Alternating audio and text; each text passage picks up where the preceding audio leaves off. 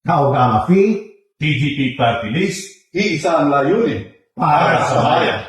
Talino at galing ng Pinoy. TGP Party List. TGP. Alam nyo, mga brads and sis, etong party list na ito ay itinayo namin to hindi para sa amo, hindi para sa ating lahat. Sa totoo lang, ang nagmamayari ng partido, tayong lahat. Because yung sinabmit naming petition sa COMELEC, talagang dinefine namin na ang constituent mga triskilyo. So, technically, ang kandidato tayong lahat. Meron lang tayong mga nominado who would be representing us in Congress. Ito po yung magigiting nating mga brad. Si nakaupo ngayon na congressman, si Bong Tebes, si Brad Aaron Cabrera na second nominee, si Brad Jerry Laut na third nominee. Sabi ko nga madalas, yung party list vote is one of the most significant vote that you will ever do in your life. Kasi yung isang boto can potentially elect 3 nominees in Congress. Yung boto mo sa distrito hanggang isang congressman lang ang iuupo mo. Pero kung marami tayong boboto sa ating partido, yung isang boto natin can be translated into 3 seats in Congress. And gustuhin man natin o hindi, mas malaki yung biyaya, mas malaki yung benepisyo, at mas maraming oportunidad yung aabot sa ating lahat kapag tatlo yung ating pinaupo. Kilala tayo sa excellence.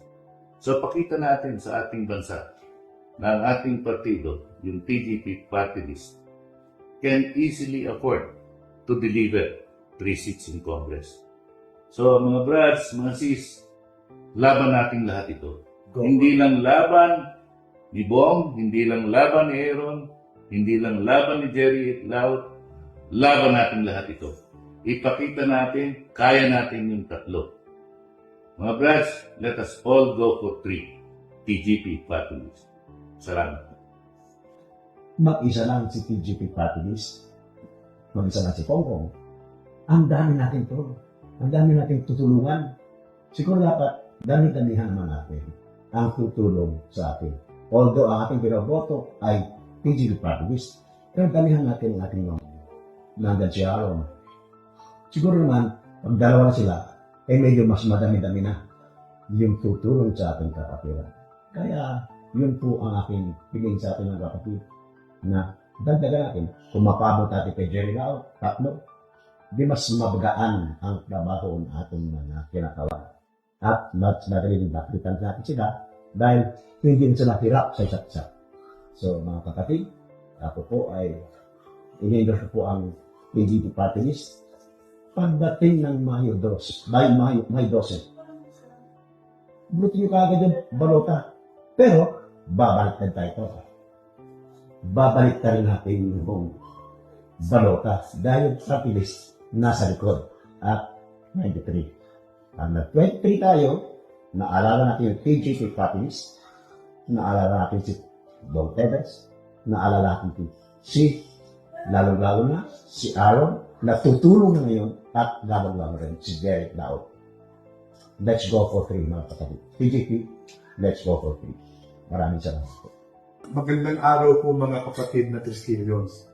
Nalalawagan po ako na sa darating na halalan, buong puso po natin suportahan ang TGP Party List.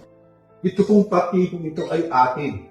Ay paliwanag na po ni Brad Talek at kami Brad Roy na itong darating na halalan, 3 po ang ating nominee na gusto nating magkaroon ng pagkakataon na umupo sa Kongreso. Si Brad Bong po, ito po ang kanyang huling termino dahil naupo na po siya ng 2 beses sa Kongreso. Kailangan po natin bigyan ng pagkakataon ng iba nating mga kapatid na umupo rin at magbigay ng serbisyo hindi lang po sa ating mga kapatid, kundi sa ating mga kababayan at sa ating kasama sa ating mga komunidad. Itaas po natin ang antas ng kahusayan ng mga Triskelion. Nagkaroon po tayo ng pagkakataon na nag-iba ang tingin sa atin ng lipunan dahil po sa mga problemang nangyari ng mga nakaraang taon. Pero mula po na nagkaroon tayo ng party list at tayo po ay sumali sa pagbalangkas ng mga batas dito sa Kongreso, ay nag-iba po ang tingin sa atin ng lipunan. Tayo po ay nagkaroon ng mas magandang imahe. Kaya, mga kababayan, ito pong laban nito ay medyo mahigpit. Tulungan po natin. Hindi ito pong ating gagawin ay hindi lang po para sa ating mga nominees. Ito po ay para sa atin. Dahil ito po ang ating partido. Tulungan po natin si Brad Bonteves. Tulungan mo natin si Brad Aaron Cabrera at si Brad Jerry Lao na makaupo sa ating kongreso. Maraming salamat po. Talino